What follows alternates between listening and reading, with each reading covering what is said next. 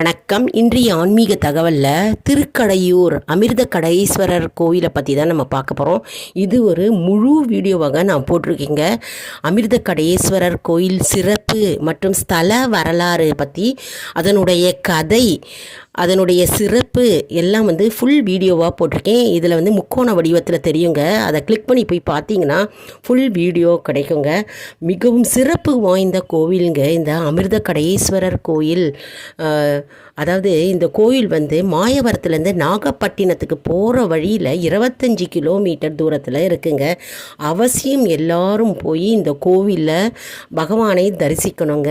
இங்கே 60 80ஆம் கல்யாணம், 60ஆம் கல்யாணம், சஷ்யத்தை பூர்த்தி எல்லாம் நடக்கும். தினமும் ஹோமம் நடக்குதுங்க இந்த கோவிலில். நாங்கள் எல்லாம் போய் பார்த்தோம். அருமையாக இருக்குங்க.